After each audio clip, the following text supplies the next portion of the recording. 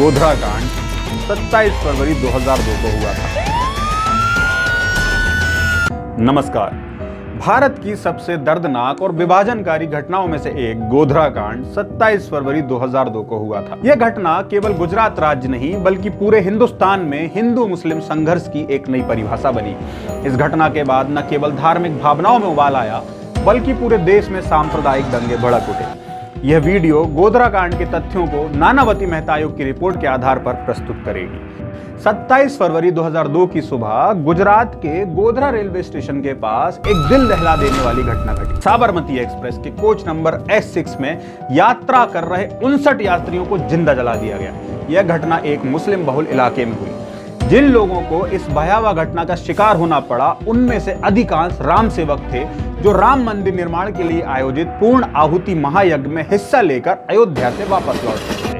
यह दुखद घटना जिसे आज हम गोधरा कांड के नाम से जानते हैं, इसने पूरे देश को झकझोर कर रख दिया। इस घटना के बाद गुजरात में हिंदू मुस्लिम दंगे भड़क उठे जिनमें सैकड़ों निर्दोष लोगों की जान गई। इस घटना ने समाज के ताने बाने को हिलाकर रख दिया। यह भयावह कांड पर आधारित एक फिल्म साबरमती रिपोर्ट इन दिनों सिनेमाघरों में भी प्रदर्शित हो रही है, जिसमें गोधरा कांड के पहले और बाद की घटनाओं को दिखाया गया है। साबरमती एक्सप्रेस ये वही ट्रेन है जो अयोध्या जाने वाले राम भक्तों के लिए एक महत्वपूर्ण माध्यम थी, लेकिन एक समिति की रिपोर्ट की बात माने तो यह ट्रेन मुस्लिम कट्टरपंथियों के निशाने पर आ चुकी थी। 27 फरवरी 2002 की सुबह जब ट्रेन गोधरा रेलवे स्टेशन पर आई तब अचानक कुछ असामाजिक तत्वों ने ट्रेन पर हमला करने की योजना बनाई। ट्रेन के आगे वाले हिस्से पर पत्थरबाजी शुरू हुई।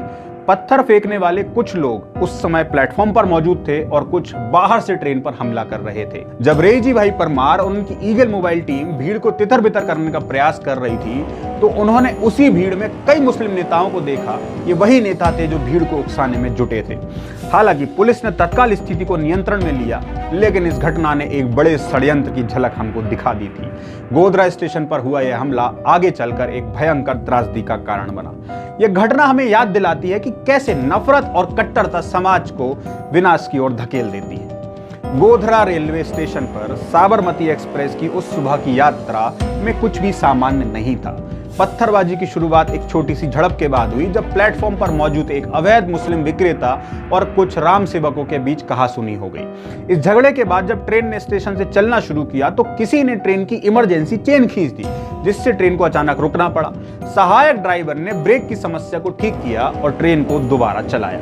फेलियर सिग्नल पर साबरमती एक्सप्रेस को अपनी भयावह नियति का सामना करना पड़ा। पत्थरबाजी के साथ ट्रेन पर ज्वलनशील पदार्थ, पेट्रोल और फूटे हुए बल्ब फेंके गए। 59 मासूम यात्री जिंदा जल गए और दर्जनों घायल हुए। ट्रेन के कोच में से एक एक कर धुआं उठने लगा। उसी को देखते हुए टिकट निरीक्षक सज्जन लाल रानीवाल ने ट्रेन छोड़ने का फैसला किया। अगर हम आई विटनेस की बात माने तो उनके अनुसार आग ने धीरे धीरे सीटों को जलाना शुरू कर दिया। कोच में धुएं का गुबार छा गया, जिससे यात्रियों को सांस लेने में दुविधा होने लगी और उनकी चीखों और संघर्ष कोच की दीवारों पर आज भी कैद होकर रह गए। लेकिन कुछ घंटे बाद जब जले हुए कोच को ट्रेन से अलग करने की कोशिश की जा रही थी तब एक और पत्थरबाजी का हमला हुआ। मुस्लिम भीड़ ने दोबारा ट्रेन पर हमला किया। पुलिस ने भीड़ को खदेड़ने के लिए हल्के बल का इस्तेमाल किया, लेकिन तब तक बहुत देर हो चुकी थी।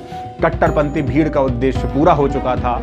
मासूम राम भक्तों की जिंदगियों को निर्दयता से छीन लिया गया था। गोधरा कांड की प्रारंभिक पुलिस जांच में यह सुझाव दिया गया था कि साबरमती एक्सप्रेस के कोच S6 में आग लगना एक दुर्घटना हो सकती थी और यह घटना स्वतः स्फूर्त हो सकती थी। लेकिन जैसे जैसे जांच आगे बढ़ी और नानावती मेहता आयोग ने इस घटना की गहराई से पड़ताल की, सच्चाई हमें एक अलग ही तस्वीर पेश करने लगी। आयोग की रिपोर्ट में यह स्पष्ट हुआ कि यह एक गहरी साजिश थी जिसका उद्देश्य साबरमती एक्सप्रेस में यात्रा कर रहे राम भक्तों को जिंदा जलाना था। यह भी उल्लेखनीय है कि अहमदाबाद हाईकोर्ट ने भी इस घटना को पूर्ण नियोजित साजिश माना। अदालत की राय यह थी कि यह घटना अचानक नहीं हुई बल्कि इसे योजनाबद्ध तरीके से, एक प्लान्ड तरीके से अंजाम दिया गया था। गोधरा कांड की जांच के दौरान नानावती मेहता आयोग ने कई चौंकाने वाले खुलासे किए।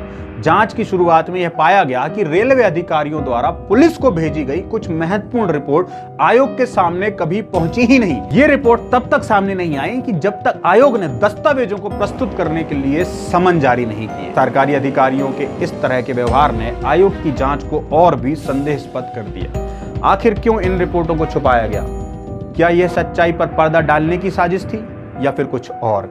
इस तरह की अनियमितताओं ने इस घटना की गहराई और इसके पीछे की साजिश पर कई सवाल खड़े किए। गोधरा कांड की जांच ने केवल घटना की भयावहता को उजागर करती है, बल्कि यह भी दिखाती है कि कैसे सच्चाई पर पर्दा डालने के प्रयास किए गए। सभी गवाह, पीड़ित और उनके परिवारों के प्रति सम्मान एवं श्रद्धांजलि।